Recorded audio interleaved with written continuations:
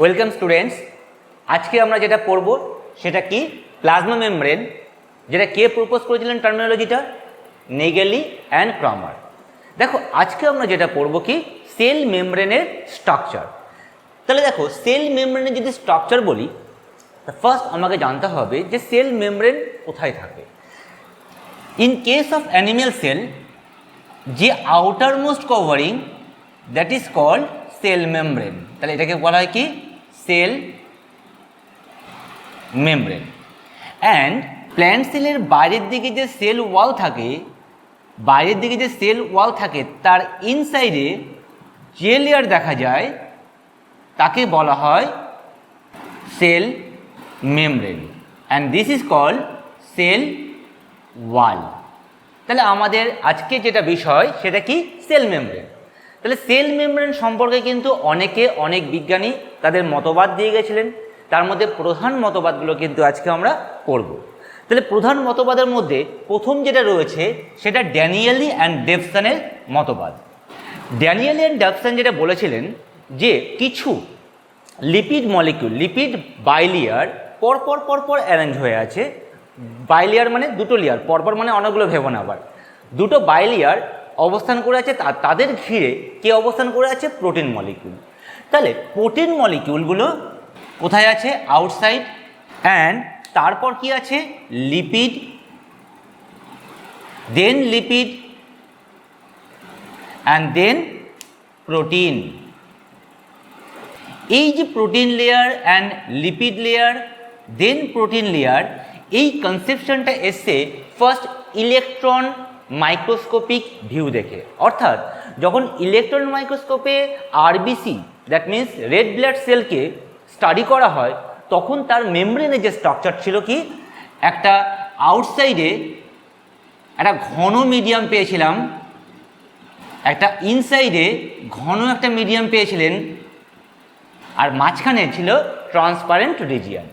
এটাকে বলা হয় কি electron dense region. This is also electron dense region. And এই যে মাঝখানে ফাঁকা জায়গাটা দেখতে পাচ্ছি আমরা, এটাকে বলা হয় ইলেকট্রন ট্রান্সপারেন্ট রিজিয়ন। তাহলে ইলেকট্রন ট্রান্সপারেন্ট রিজিয়নটা কিন্তু লিপিডের বাইলেয়ার, অ্যান্ড দুটো যে ইলেকট্রন ডেন্স রিজিয়ন পেয়েছিলাম that is called protein layer, inside protein. একটা আউটসাইড প্রোটিন, একটা ইনসাইড প্রোটিন, আর দুটো লিপিড লেয়ার। তাহলে মোট কটা লেয়ার বলেছিলেন? ওনারা বলেছিলেন চারটে লেয়ার আছে। কি কি? দুটো প্রোটিন অ্যান্ড দুটো লিপিড। এই লিপিড মলিকিউলগুলো যদি আমরা গঠন দেখি, তাহলে একটা লিপিড মলিকিউলকে দেখতে কেমন? এটাকে বলা হয় হেড, এটাকে বলা হয় টেল। এই রিজিয়নটা hydrophilic, hydro means water and philic মানে লাভিং। তাহলে এই রিজিয়নটা কিন্তু ওয়াটার লাভিং, অ্যান্ড এই রিজিয়নটাকে বলা হয় হাইড্রোফোবিক। ফোবিক মিন্স হচ্ছে গিয়ে ভয়, অ্যান্ড হাইড্রো মানে হচ্ছে জল। তাহলে আমরা কি বলতে পারি? এটাকে বলা হয় water repelling region. And this region is also known as polar region, and এটাকে বলা হয় কি নন পোলার রিজিয়ন। তাহলে আমরা যদি একটা লিপিড মলিকিউলকে দেখি, তাহলে লিপিড মলিকিউলের কিন্তু আমরা এই গঠনটা দেখতে পাবো। এবার দেখবো যে লিপিড মলিকিউলগুলো আর প্রোটিন কিভাবে অ্যাসেম্বল হয়ে একটা প্লাজমা মেমব্রেন বা সেল মেমব্রেন গঠন করছে। তাহলে চলো দেখি একটুখানি কেমন দেখতে হবে এর স্ট্রাকচারটা। অ্যাকর্ডিং টু ড্যানিয়েল ডেভসন, উনি বলেছিলেন যে ফসফোলিপিডের বাইলেয়ার পরপর সজ্জিত হয় outside as well as inside. ফলে কি হয়? এদের যে টেল রিজিয়ন, যেহেতু এরা হাইড্রোফোবিক, অর্থাৎ দুটো রিজিয়নে কিন্তু ভেতর দিকে অবস্থান করে থাকে কে? এই টেল পোর্শনটা। অর্থাৎ টেল পোর্শন কিন্তু ভেতর দিকে মুখোমুখি ফেস করে অবস্থান করে থাকে। দেখো এদের দিকে এরা আবার ফেস করে অবস্থান করে থাকে। তাহলে টোটাল রিজিয়নটা কি ফসফোলিপিড। আর এদের মধ্যে একটা ইন্টারাকশান দেখা যায় বা এক ধরনের বন্ড ফর্মেশন হয়। কি কি? নাম্বার 1 হাইড্রোফোবিক বন্ড, 2 নম্বর যেটা ভ্যান ডার ওয়ালস ফোর্স। তাহলে এই দুটো কিন্তু বন্ড দেখা যায়। আর ঠিক এদের উপর কিছু প্রোটিন মলিকিউল পরপর অ্যাসেম্বল হয় বা পরপর সজ্জিত হয়। ঠিক এদেরও কিন্তু ভিতর দিকেও কিন্তু কিছু প্রোটিন মলিকিউল দেখা যায়। এই প্রোটিন মলিকিউলগুলোকে বলা হয় আলফা গ্লোবিউলার প্রোটিন। এদের বলা হয় আলফা গ্লোবিউলার প্রোটিন। এই প্রোটিন মলিকিউল কিন্তু লিপিডের সাথে যে ইন্টারাকশন হয় তাকে বলা হয় ইলেকট্রোস্ট্যাটিক বন্ড। তাহলে কি বলা হচ্ছে? এদেরকে বলা হচ্ছে কিন্তু ইলেকট্রোস্ট্যাটিক বন্ড। তাহলে আমরা কি পেলাম? এখানে পেলাম hydrophobic bond and van der Waals force. আর কি পাচ্ছি এখানটায়? ইলেকট্রোস্ট্যাটিক বন্ড পাচ্ছি। এর মাধ্যমে কিন্তু প্রোটিনগুলো কিন্তু লিপিডের উপর কিন্তু বিন্যস্ত থাকে। আর প্রোটিনগুলো কি? অবভিয়াসলি কিন্তু আলফা গ্লোবিউলার প্রোটিন। বাট এখানে কিন্তু একটা মজার জিনিস রয়েছে। ওনারা তো বলেছেন যে প্রোটিন রয়েছে, প্রোটিন যদি পরপর সজ্জিত থাকে আর এই রিজিয়নটা যদি ওয়াটার রিপেলিং যদি হয়, তাহলে ওয়াটার অ্যান্ড ওয়াটার সলিউবল মলিকিউলগুলো প্রবেশ করবে কি করে?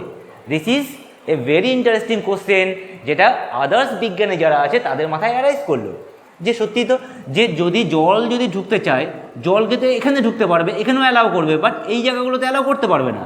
ফলে জল কিন্তু কোষের মধ্যে প্রবেশ করতে পারছে না। তাই পরবর্তীকালে কিন্তু এই মডেলটাকে রিজেক্ট করে দেওয়া হয়েছিল। কিন্তু তোমরা তবুও জেনে রাখবে, কারণ তোমরা যদি এই মডেল না জানতে পারো তাহলে কিন্তু পরবর্তী মডেল জানতে তোমাদের অসুবিধা হবে। তো চলে আসি আমরা নেক্সট যে বিজ্ঞানী রবার্টসন। উনিও কিন্তু RBC, that means red blood corpuscle বা সেলের উপরে কাজ করছিলেন। ইভেন রেড ব্লাড সেলের যে মেমব্রেন আছে তাকে ওয়েল স্টাডি করেছেন, করে এই মডেলটাকে একটু মডিফাই করেছিলেন। কি মডিফাই করেছিলেন? চলো এখন আমরা যেটা দেখব যে রবার্টসনের মডেলটা কেমন। 2 নম্বর মডেল যেটা রবার্টসন মডেল। তাহলে Robertson model or unit membrane, যেটা পরবর্তীকালে রবার্টসনই বলেছিলেন ইউনিট মেমব্রেন। আমরা আসি যে ড্যানিয়েলিয়ান ডেভসনের মডেলটাকে কীভাবে ওনারা মডিফাই করেছিলেন, ইভেন ওনারা এক্সট্রা কী তাদের মতবাদ প্রকাশ করেছিলেন। তাহলে ফার্স্ট চলে আসি আমরা স্ট্রাকচারেই। আগে যে স্ট্রাকচারটা এঁকেছিলাম দেখি কেমন সেটাতে কী ছিল। লিপিড মলিকিউল, ফসফোলিপিড মলিকিউলগুলো পরপর অবস্থিত ছিল। একে ঘিরে প্রোটিন মলিকিউলগুলো স্যান্ডউইচের মতো কী করেছিল? চেপেছিল। যেটা কিন্তু স্যান্ডউইচ মডেল কিন্তু প্রথমে ড্যানিয়েল ডেভসন বলেছিলেন। ওনারা সেইটাকেই কিন্তু ওনারা জাস্ট একটু মডিফাই করেছিলেন। কি কি সেই মডিফিকেশন? ওনারা বলেছেন যে এদের বাইরের দিকে যে লেয়ারটা রয়েছে, সেই বাইরের দিকে যে প্রোটিন লেয়ার, এই প্রোটিন লেয়ারটা কিন্তু আগেটা ছিল আলফা প্রোটিন, এটা হচ্ছে বিটা প্রোটিন।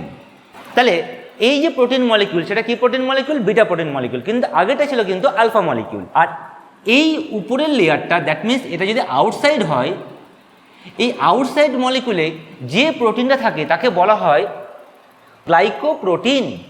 এই প্রোটিনটাকে বলা হয় কি? গ্লাইকোপ্রোটিন।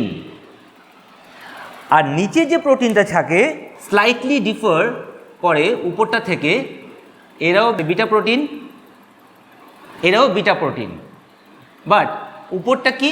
গ্লাইকোপ্রোটিন, আর এটা নর্মাল বিটা প্রোটিন। তাহলে আউটসাইড প্রোটিন অ্যান্ড ইনসাইড প্রোটিনের মধ্যে একটু ভেরিয়েশন ওনারা দিয়ে গেছিলেন। আরেকটা ইন্টারেস্টিং কথা ওনারা বলেছিলেন, যেটা এই যে প্রোটিন মলিকিউলটা সেটা হবে 20 অ্যাংস্ট্রম, এই যে প্রোটিন মলিকিউল সেটাও হবে 20 অ্যাংস্ট্রম, বাট এই ফসফোলিপিডের যে লেয়ারটা থাকবে দ্যাট ইজ কল্ড 35 অ্যাংস্ট্রম, অর্থাৎ টোটাল হবে 75 অ্যাংস্ট্রম, যেটা বিজ্ঞানী রবার্টসন বলে গেছিলেন। আর কি ওনারা বলেছিলেন যে ইলেকট্রন ট্রান্সপারেন্ট যে রিজিয়ন, এই যে ইলেকট্রন ট্রান্সপারেন্ট রিজিয়ন দেখতে পাচ্ছি আমরা, this is called transparent region. সেই রিজিয়নটা অবভিয়াসলি কিসের region? Lipid, phospholipid.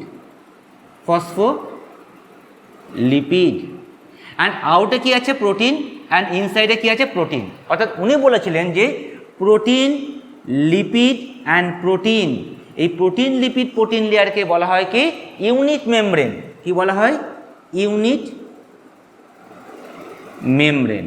That means protein, lipid bilayer and protein, এই তিনটে লেয়ার উনি বলেছিলেন, এই তিনটে লেয়ারকেই বলা হয় ইউনিট মেমব্রেন বা একক পর্দা।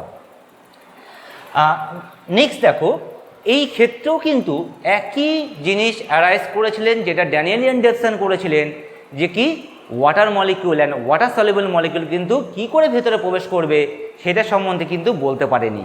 আর কি দেখো, এইটা প্রোটিন মলিকিউলগুলো এমনভাবে বিস্তার করে আছে যে এটা মনে হচ্ছে যে এটা রিজিড, মানে তার ফ্লেক্সিবিলিটি, সেল মেমব্রেনের যে ফ্লেক্সিবিলিটি, সেই ফ্লেক্সিবিলিটি কিন্তু এর দ্বারা কিন্তু প্রকাশ পায় না।